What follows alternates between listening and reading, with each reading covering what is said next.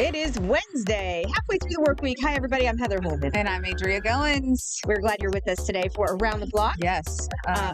Go ahead. What were you going to say? I was going to tell you a really funny story from last night. You want to hear it? Okay, go ahead. So last night, my daughter, we put a red, white, and blue bandana on our dog. Okay. To have her a little dressed up for the 4th of July. And my daughter decided she wanted to find her blue bandana in her room and wear it too, so they could be like twins. Cute. She must have not slept well last night or what have you, or wore herself out during the day because she was cranky and tired. And she went in her room to try to find it. Couldn't find it. And I walked in there and I said, it's because your room is a mess. Her vanity was covered with all of her little knickknacks and fidgets and all this. And her dressers all covered with everything. So you can't find it because you don't ever put anything away. And, we've been on her about trying to get her room clean. So I walked in there with 2 trash bags, one to donate, one for trash. And she just, was cranky. She got really, really mad. She's like, I don't want to do this. I don't want to. So anyways, I start going through all her stuff. And then we find some of these toys that she hasn't played with forever. Mm-hmm. And we found this toy that Dallas loves. It's like a little hand squeeze thing. You pull the trigger and it goes bzzz, and has a huge string on it, and the string will make it's like an air that makes it like a big loop. Like, I don't know if you've ever seen those before, but like a ribbon, but it's like a string, like a shoe string. Okay. But when you pull the trigger, it gives it power, and it makes a huge loop, so you can like jump through the loop, or cool. Okay. do all that. We would play with it forever after Christmas. So I'm in there with Gabby cleaning out her room, and I walk out with a big trash bag of trash, and I look at my husband. I said, "What are you doing?" And he looks over at me. He was playing with his toy while we were cleaning, and he had gotten it stuck in the ceiling fan. No. And it was just dangling from the ceiling fan. And he looked over at me like, "This is what I'm doing. I'm trying to fix this problem." Have you ever gotten a balloon string stuck in there and it clicks from that point forward? No, but I tell you what. I tried to go out there and help him because he was getting really frustrated, and you could hear him going for a good hour, right? And I walked out there a couple times and I was like, "What can I do? What can I help you do?" And he's like, "Just stay away. Just stay away because I'm so upset." He spent almost 2.5 hours, almost 3 hours trying to untangle it. He's like, I probably have broken our fan. Thankfully he didn't. He got it fixed up. But he had to take that fan apart piece by piece by piece by piece by piece to finally get that cord untangled. Mm-hmm. He was so mad. Oh my gosh. I understand because we've had balloon strings, balloons float to the ceiling and then get stuck in the fan. And then from that point forward, they go click, click, click. Yeah. And you can't just pull it and it comes right out. Right. Because somehow it's wound up in there. Yes. Yeah. We've done that. I've pulled some of it and then cut it off. But you wouldn't believe how many, when you have kids, many ceiling fans you go through because of balloons. All the time. Random stuff too. Like I've had a kid, they're playing basketball in their room and hit it. And then all of a sudden, every time you turn on the fan, it goes, it's like moves like that. But my husband was mad. I've never seen Dallas mad before. Never. But we were sitting in Gabby's room and you could hear him like say a couple of cuss words every once in a while, and he doesn't ever say that. And Gabby and I would look at each other and be like, even Gabby was laughing. Yes, it's so cute. While we were trying to clean her room. But anyways, the room is clean and the fan is fixed. Good. So that's what I did all day yesterday. It's amazing the weird stress that we have to go through from time to time. Like that's so random. I know, isn't it? And he was like, I just wanted to play with her toy. Anyway, sorry. That's okay. I had to tell you that story. I think that's hilarious. Yeah. He's probably going to kill me for telling it, but Well, when I clip this for later, I'll leave out the part where he was saying cuss words. Yes, please do. Because he rarely ever says anything. He never does. He would say it under his breath, but I knew that. Son of a. Yeah, I knew. Yeah. Dallas is a good guy. He's so sweet. That is sounds like a very interesting night that you had. Yes. Yeah. Well, we have some good news starting off. Attorney General Gentner Drummond has negotiated the rate down for PSO electric customers. They were afraid they'd have to pay a 15% increase. 15% is a huge jump. Mm-hmm. He negotiated it down to to 1%. Yeah. Okay. So I covered a lot of the corporation commission when I, first started here, and it's very convoluted and it's very hard to, decipher each side and why they're asking for this. And you've got fuel surplus, and you've got this and that. But anyways, A.G. Drummond, or the Attorney General's office, is essentially the spokesperson for the people. He's the one that basically negotiates for us as ratepayers, and they've got a representative there for every single one of these cases and everything. And he saw that there was an issue, and decided to challenge it. And they were going to pay $25 more a month, but now that's just down to $2.45. So that's. And people are so grateful for that, because that is, you and I both live in Edmond. Edmond's water is getting ready to jump significantly, and it's already high. And you've done stories on that as well, how our Edmond water compares to other municipalities. And they always, have their typical comeback, which is probably true. I'm sure it is. But at the same time, rates are higher in Edmond for water than they are in other municipalities. And now they're going to go up significantly higher, too. I know. I wish we could do the same thing here. So maybe, but I don't know how that works or who would challenge that. But look, I know that they borrowed water from Oklahoma City, which Edmond did for quite a while. And now they're trying to make it to where they don't have to be dependent on Oklahoma City water. But still, just, man, it's a lot of money. It's a lot of money. And we're also adding another new stoplight on Kelly. So I don't know how much longer I'm going to be living in Edmond. Where? Because I already cannot stand all the stoplights. Yeah. But they have great schools, which is why I choose to live there. That's true. Along Kelly, just south of Danforth. Really? Yep. Is it because of all of those apartment complexes that are coming in? Well, they put in, townhouses. And so they're just, building everywhere that they possibly can, which is why they're increasing the infrastructure of the roads. But and with the construction projects that they have going on also all over the city. I love Edmond. I think it's a great place to live, very safe. I've loved it for my family, but those stoplights kill me. I can't do the stoplights anymore. Yeah. So my kids are almost out of high school, and then I think we'll be moving to the country. There you go. Yeah. Atta girl. Stretch our legs a little bit, short little legs. All right, we're going to take a break. When we come back, Arbuckle Wilderness is a very popular spot for families. We'll tell you why it's being shut down for 3 weeks.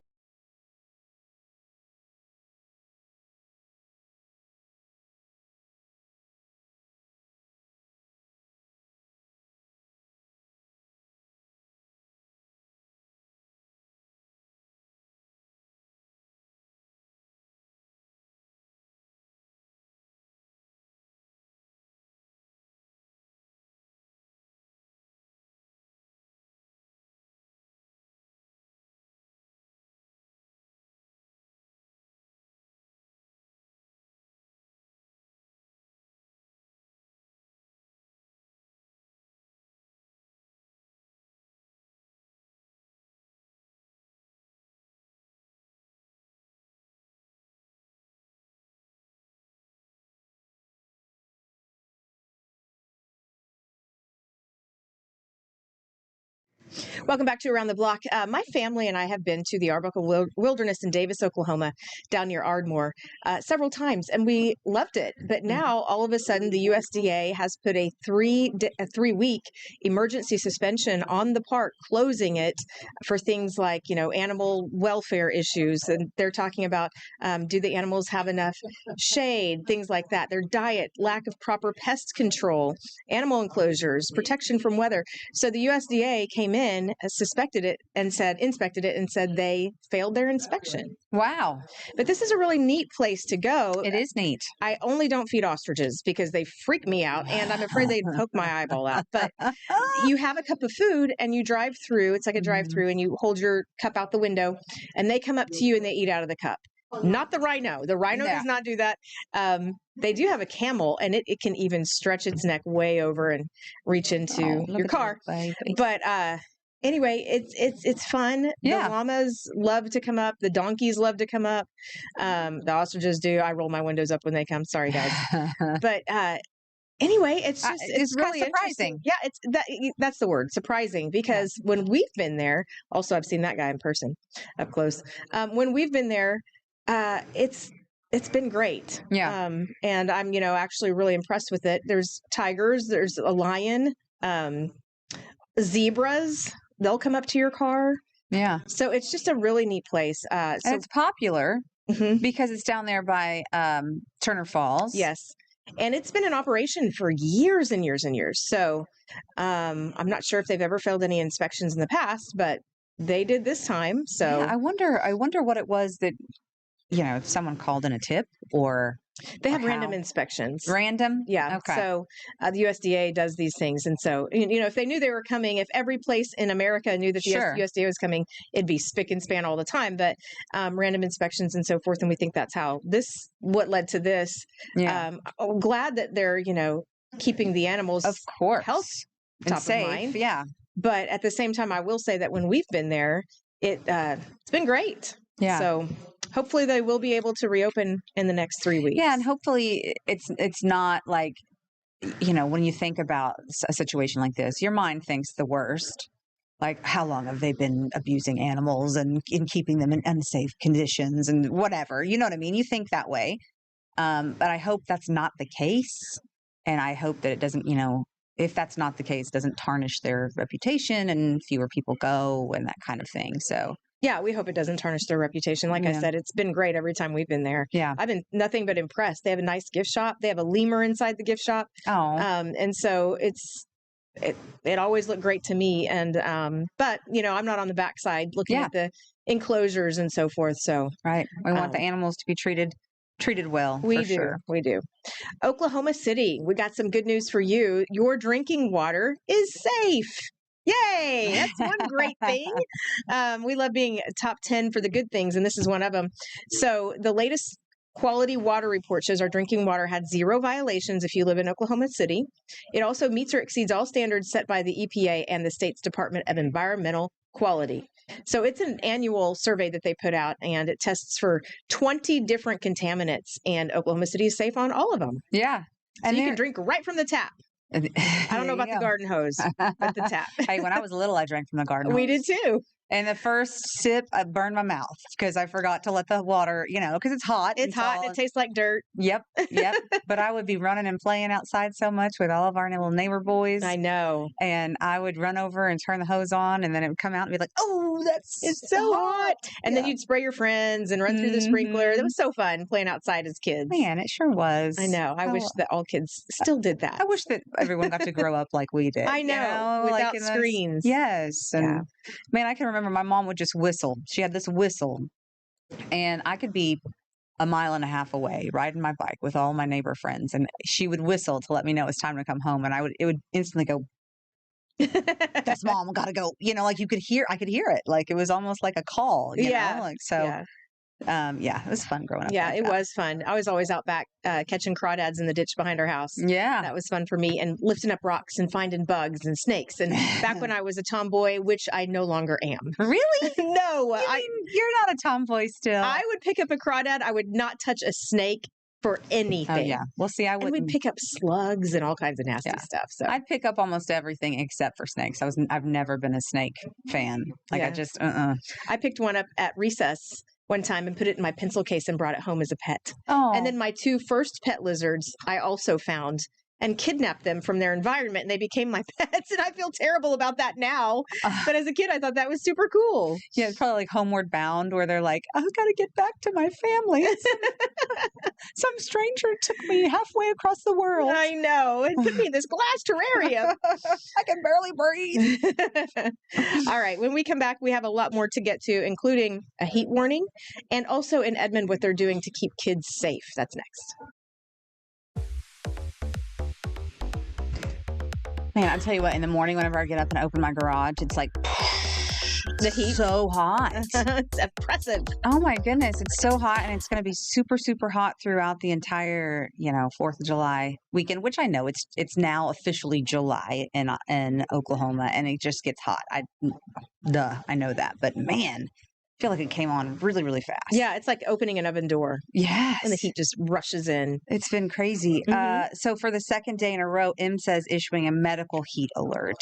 That means that you want to take things slowly, keep hydrated, of course, avoid alcohol. And according to IMSA, paramedics they responded to 6 suspected heat-related illness calls in the metro, and 5 of those were actually taken to the hospital.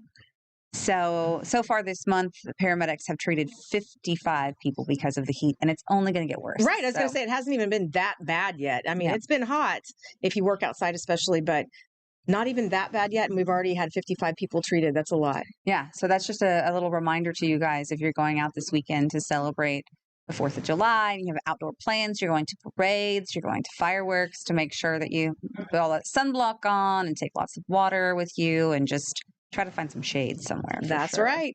Edmond, this summer, of course, they're doing some things to help families. And one of them is making sure that, of course, kids are home. In fact, my son is calling me right now. That tells you he doesn't remember my schedule. They're home and they get bored or whatever, or they look around the house and they might stumble upon something they shouldn't. So Edmond Police, they're doing an effort to secure your firearms. They want to help make sure that everyone is protected. They're partnering with Protect Child Safe. It's a nationwide firearm safety program to provide free gun locks to families. And all you have to do is just stop by the Edmond Police Department and ask for one, just like that. That is nice. Yeah. It's a great thing. Way to keep families safe. So we want to make sure and get that information out of there. So that way you can call and you can go by and get one, or just stop by if you need one. Sure. Okay, so this next story I thought was really, really cool. It was the sweetest thing. There is a Mustang teen who is now headed to Washington, D.C. to take part in the National Civics Bee. That is Jessica Mabry. She's an 8th grader at Mustang Central Middle School, and she took part in a state competition and beat out 11 other finalists. Not only did she compete in a live quiz, but she also presented a civics essay, and her topic focused on mental health in schools. Great topic. A great topic. She basically said, we have a lot to go through at this age. We have a lot of anxiety and pressures, and she wanted to create safe zones where kids could take a break and go into that area and just kind of, regulate themselves and calm down. And it was just such a great idea. Along with the trip, she also got $1,000, and she will compete in the national competition in November. That is great. Congratulations to her. So cool. I know. Love your essay topic. Amazing. You deserve it. Yeah. So she can also put this on her resume and her college resume. Oh, yeah. So it's a great thing for her too. Yeah, I'm so happy for her, and that's so exciting. Can't wait for her. We're going to follow, of course, her journey all the way through. We hope she takes Washington, D.C. by storm. She's got this, girl. She's totally got She's an Oklahoman. Yes. What's up. Yeah, we don't settle for anything but the best. Speaking of Oklahoma, 250 years, of course, since our nation, our anniversary of our nation, and Oklahoma is contributing to America's 250th national time capsule. Yes. So here there's some pretty cool items that they're narrowing it down. They've narrowed it down to 7 different items. Governor Kevin Stitt's proclamation declaring July 4th, 2026 as Oklahoma Semi-Quincentennial Day. Here's just a look at some of these right here. A commemorative belt buckle celebrating Oklahoma's heritage and pioneering spirit. OKC Thunder NBA championship pin, and a photograph of the championship parade. Of course, that photograph has been, etched into everybody's brain since SGA with his arms up, and a memorial behind him. An Oklahoma National Guard challenge pin, a Route 66 Centennial commemorative coin, and also a nod to our state's Native American history. A First American Museum's commemorative button is included. And what I love about all of this is these things we're looking at here, these are just from Oklahoma. So all 50 states and all territories are participating. It's going to go into our national time capsule, which will be buried July 4th. It's sealed already. It'll be buried July 4th and not reopened again for another 250 years. Yeah. So people then, when they're wearing like spacesuits and stuff and can hardly breathe in the oppressive heat, they will be opening this being like, oh, that's what life was like in 2026. Yeah, and they'll have to get off their spaceships and touch down on Earth again and be like, oh, we've got to dig this up just like they did in the olden days. That's right. Now that we're all living on Now that we're all Mars. now that we're all flying around in our little space cars everywhere. Yes, or the So, moon, or who knows yeah. what it's gonna be like in another 250 years. But I think that's awesome that we can participate like that too. Yeah, I do too. And I think they picked some really good, pieces of history, some great snapshots from Oklahoma that'll Yeah. be part of that. So Yep. pretty cool stuff. All right, when we come back, there was an adorable rescue by Moore Fire Department that we want to share you. And of course, we want to talk to you about bizarre holidays of the day. That's next. Well, it's not every day that more firefighters get the cutest, most adorable rescue mission, but they did earlier this week when they jumped into action when a litter of kittens were stuck in a storm drain.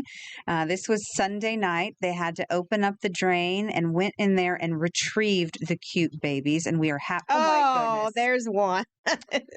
Oh, my goodness. So cute. We are happy to report that all of the kittens are doing great. And Moore Fire Department says moments like those, of course, remind them of how much they love serving their community, both people and pets. So, somebody heard these kittens when they were walking by. You know how they go when they're little babies? Oh my gosh, so Aren't they adorable. cute? Was it in her pocket? Let's look at that picture again. I don't know. Sitting in her pocket? I think she was holding it like kind of to the side, I think. It's But small enough to fit in it. Yeah, you're right. she wanted to take it home with her, is what she wanted to do. It's so cute. They are precious. All right, today's bizarre holidays. American Zoo Day. Early Bird Day. Ooh, I like being the early bird. International Chicken Wing Day. Ain't no thing but a chicken wing from Ain't no Burger King on a thing. string. That's right. Remember that? Yes. Where did that even come from? I don't know. I No didn't hear thing the but a Burger chicken King part, but I've wing always ain't no thing like a chicken wing. on a string from Burger King. I've never heard that second half. That must be a Shawnee thing. I don't know. International Joke Day. Oh, there you go. Second half of the year day. National Creative Ice Cream Flavors Day. Creative. Creative, not just regular. Right. Has to be creative. National Ginger Snap Day. National Television Heritage Day. Thank you very much. And Zip Code Day. Yeah. All right. Celebrating the zip code. All right. Well, thank you for joining us. We appreciate you being here on Wednesday, and we will see you again tomorrow. See you later.